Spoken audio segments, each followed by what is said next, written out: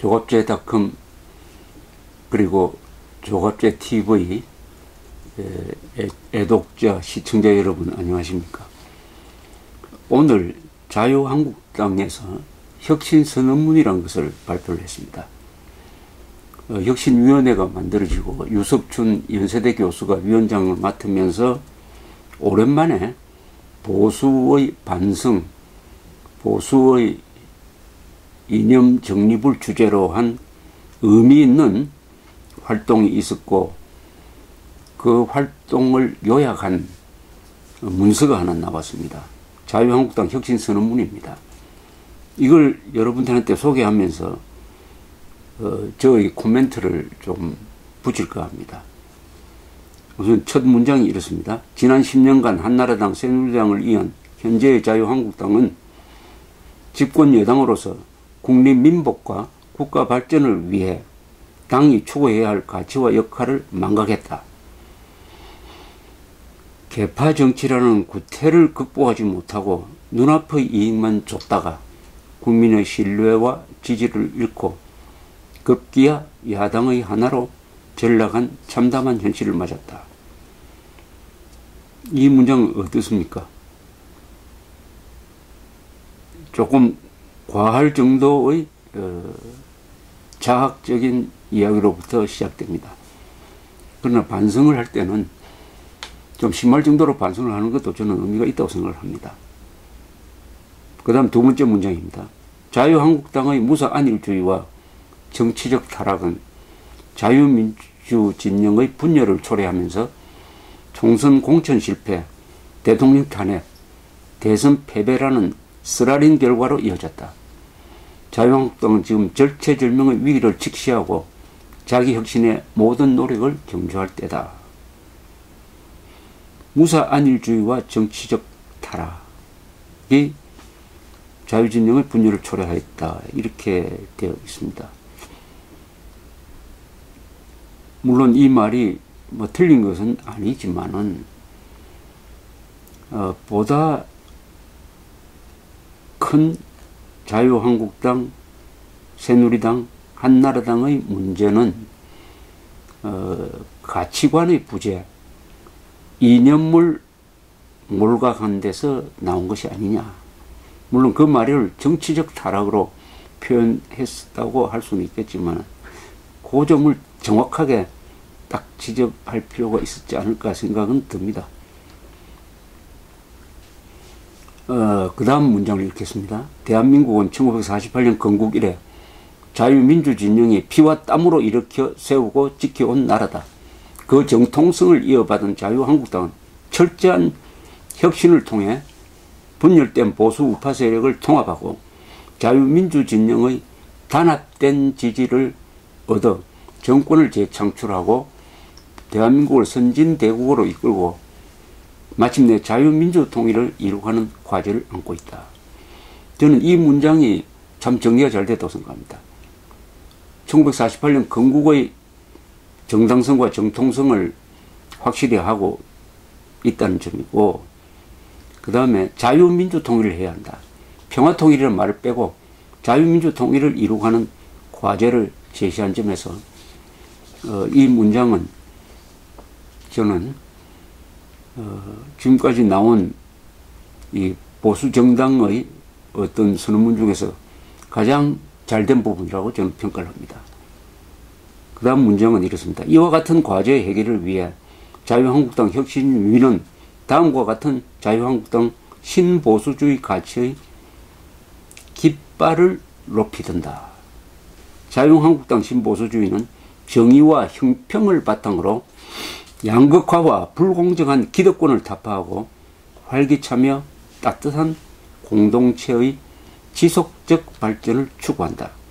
부자에게는 자유를 주고 서민에게는 더 많은 기회를 제공해 국민 모두가 함께 어울려 살 수 있는 나라를 만들고자 한다. 자유한국당 신보수주의는 아래의 가치를 담는다. 이 문장은 어떻습니까? 신보수주의라는 말을 썼는데, 신보수주의. 보수의 뭐 신구가 있을 수는 없죠. 보수주의를 정확하게 이해하는 것이 중요하죠. 보수주의는 전통과 미풍양속을 소중하게 여기고 끊임없이 자신을 개선해서 어제보다는 더 나은 오늘, 오늘보다는 더 나은 내일을 지향하는, 그리고 법치주의를 수호하는 그런 보편적 타당성이 있습니다. 그렇다면 여기에 보수주의가 나쁜 것처럼 오해를 할 수 있도록 신이라는 말을 과연 붙일 필요가 있었느냐 하는 생각은 하나 듭니다. 그 다음에 양극화와 불공정한 기득권을 타파한다는 이 말은 사실은 한국에서는 좌파들이 먼저 만들어낸 말입니다. 원래 양극화라는 말은 이 좌파 진영이 만들어낸 말을 보수 쪽에서 그냥 받아쓰는 경우에 해당하는데, 한국은 사실 이 양극화가 그렇게 심한 편이 아닙니다. 특히 이 동양의 유교적 전통을 가진 나라 한국, 그리고 일본, 대만, 싱가포르 같은 나라는 경제 성장과 함께 소득 배분을 아주 절묘하게 균형 있게 한 나라입니다. 그런데 좌파들이 계급적 적대감을 고취시키기 위해서 양극화라는 말을 끄집어내 가지고 그것을 더 강화해 가지고 기득권 세력을 타파해야 된다는 명분으로 만들고, 심할 경우에는 1대 99라고 이야기를 합니다. 1대 99. 그래서 이런 배제해야 할 대상이다. 이렇게 나가면 이거는 계급투쟁론적 이 정책이 되는데, 양극화와 불공정한 기득권을 타파한다는 이 말 속에는 좌파들의 주장을 수긍한다는 뜻이 내포되어 있어가지고 이 말은 안 했으면 좋았을 것이라는 생각이 듭니다. 얼마든지 보수 또는 우파 또는 자유진영의 가치를 긍정적으로 설명할 수가 있는데, 너무 과도하게 한국의 보수 우파의 문제점을 자책하고 있는 것이 아니야, 그런 생각이 듭니다. 부자에게는 자유를 주고 서민에게는 더 많은 기회를 제공한다. 뭐 이 표현은 좋습니다. 부자에게는, 기업인들한테는 돈 벌 수 있는 자유를 주고 서민들에게는 공정한 기회를 제공해야 된다, 이런 뜻이 아니겠습니까? 그 다음에 자유한국당 신보수주의는 아래의 가치를 담는다 해가지고 1항에서 이렇게 주장합니다. 자유한국당 신보수주의는 자유민주주의 이념에 기초한 1948년 대한민국의 건국이 옳고 정의로운 선택이었다는 긍정적 역사관을 가진다. 대한민국은 제2차 세계대전 이후 탄생한 국가 가운데 유일하게 산업화와 민주화를 이룩하고 꾸준히 개인의 자유를 신장시켜 세계에서 전례를 찾을 수 없는 성공의 역사를 만들었다. 참 좋습니다. 이렇게 당당하게 나가는 게 역사관을, 대한민국의 지난 70년을 적극적으로 긍정하는 이 문장이 참 좋다고 생각합니다. 다만 여기에 이승만, 박정희라는 이름이 들어갔어야 하지 않을까 생각이 듭니다. 이른바 진보 쪽에서는 김대중 노무현 노선을 공개적으로 이어가겠다고 합니다. 이승만의 자유민주주의 건국, 박정희의 경제발전과 부강병 노선, 그것이 한국 민주주의의 기틀이 되었다는 점. 이승만, 박정희는 민주주의 파괴자가 아니라 대한민국 민주주의 건설 2대 공로자라는 사실을 당당하게 넣었으면 하는 아쉬움이 나름대로 있습니다. 두 번째, 자유한국당 신보수주의는 모든 권력은 국민으로부터 나온다는 국민 주권의 원리가 대의제 민주주의를 통해 실현되어야 한다고 믿는다. 대의제 민주주의는 광장민주주의와 같은 직접 민주주의의 위험을 막고 다수의 폭정에 따른 개인 자유의 침해를 방지하며 시민적 덕성의 함량을 통해 더불어 사는 공화의 가치를 실현하는 제도적 장치다.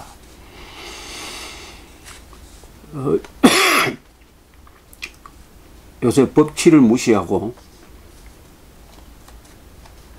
촛불혁명이란 말이 나올 정도로 이 다중의 선동에 의존하는 정치 행태를 비판한 점에서 의미가 있다고 생각을 합니다. 3. 자유한국당 신보수주의는 부정부패와 반칙, 특권을 배격하고 공정한 경쟁을 보장하는 법치주의의 기초에 경제적 자유를 추구한다.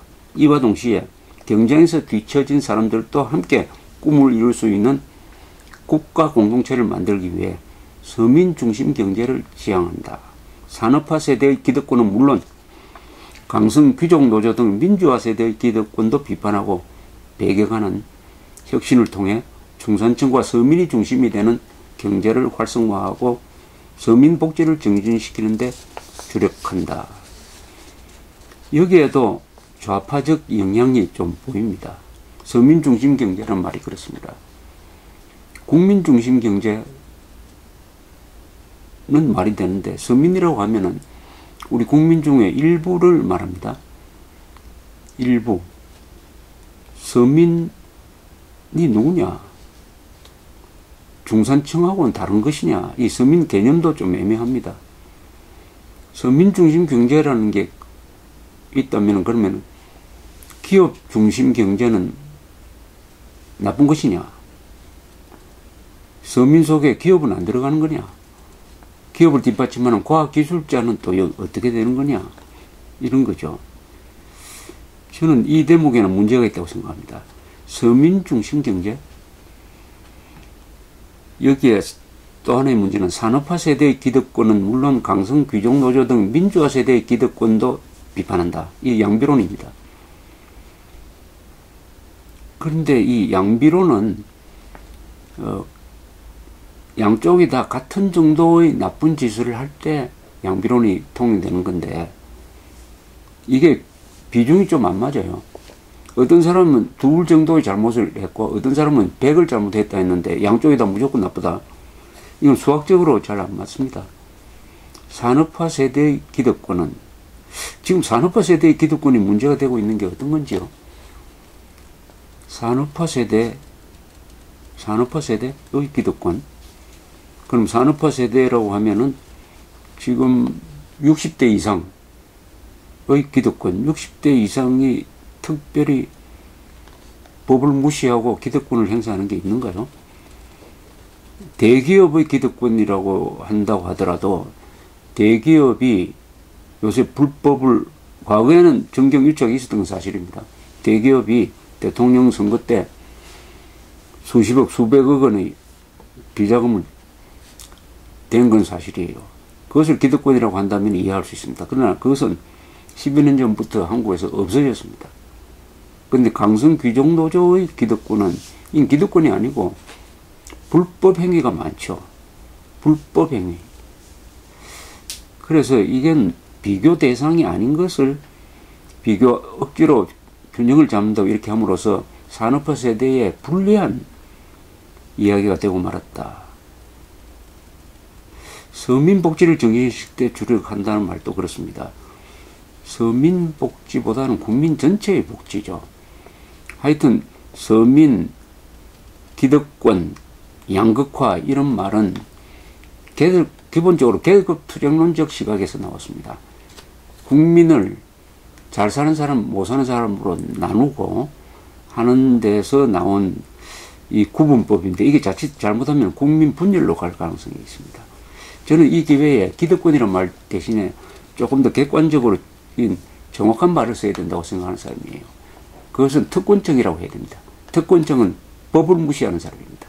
그러니까 기득권은 재산 기준입니다. 기득권.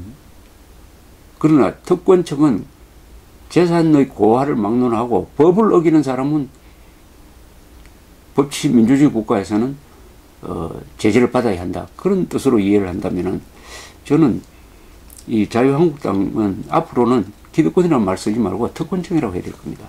그 특권층이 누구냐는 홍준표 자유한국당 대표가 총선 기간 중에 아주 정확하게 규정을 했습니다.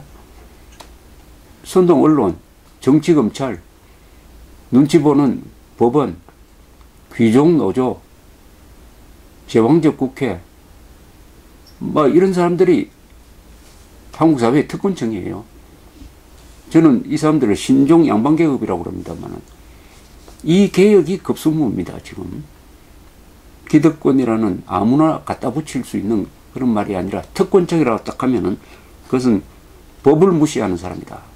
이렇게 정확하게 개념 규정이 되고 이 특권층, 특권 세력, 제가 거론한 이 특권층의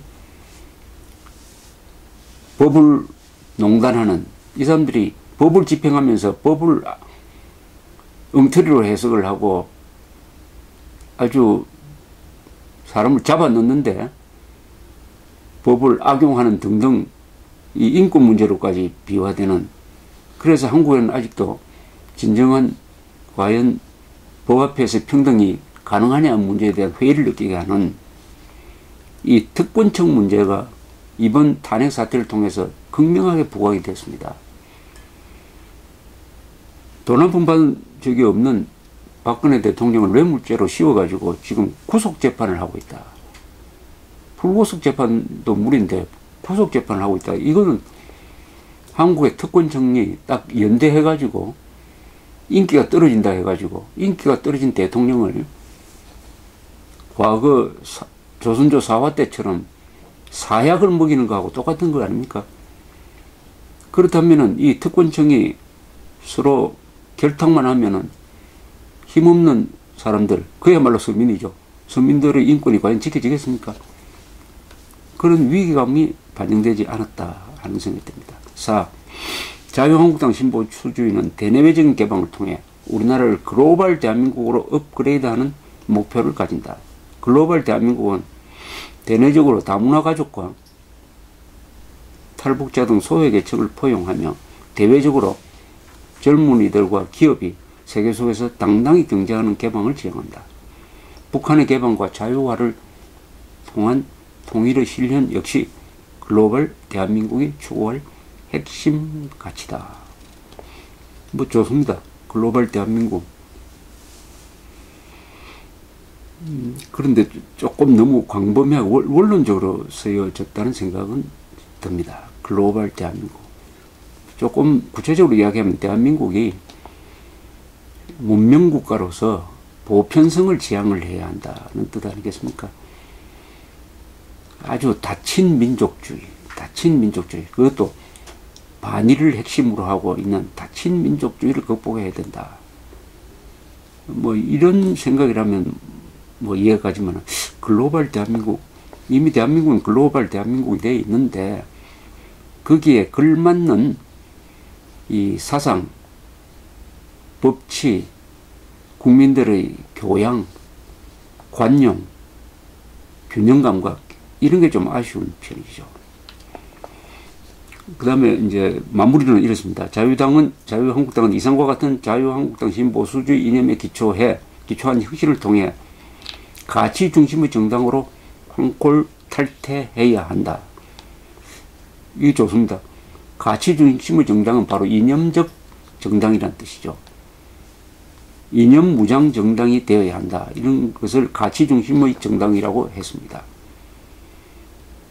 자유한국당 혁신위는 앞으로 혁신통합 수권이라는 대명제를 실현할 구체적이고 실질적인 안을 계속적으로 발표할 계획이다. 혁신위 활동을 둘러싼 그 어떤 압력이나 영향도 배제한다. 오직 자유 대한민국 수호와 발전을 열망하는 국민만 바라볼 것이다. 날카로운 질책과 조언을 부탁드린다. 뭐 이렇게 끝맺고 있습니다. 전 전체적으로 아주 역사관을 분명히 한 점이라든지 좋은데 뭐 한술에 배부를 수는 없겠지만 몇 가지 빠진 부분도 있고, 그 중에 하나가 북한 핵 문제에 대해서 어떻게 대처하겠느냐, 국가 전망이 걸린 이 문제에 대한 확실한 입장이 나왔으면 어떨까. 물론 앞으로 기대를 합니다. 그 다음에 한국을 뒤흔들고 있는, 위협하고 있는 남한의 종북 세력에 대한 엄격한 규정이 있어야 된다. 종북 세력을 엄격하게 규정해야 가치 중심 정당이란 말이 실감으로 다가올 것이다. 뭐 이런 생각이 들었습니다. 그러나 어쨌든 하나의 화두를 던졌다 보니까 이게 완성품이 아니고 이걸 기초로 해가지고 보수 진영 사이에서 좀 논쟁이 일어났으면 좋겠다는 생각이 듭니다. 근데 기득권이란 말을 우리 쓸 수 있느냐? 양극화가 맞느냐? 여기에 대한 비판과 또 지지가 같이 있어야 될 것이라고 생각하지만은 나름대로 의미 있는 문서가 하나 나왔다는 점에서 높게 평가합니다. 감사합니다.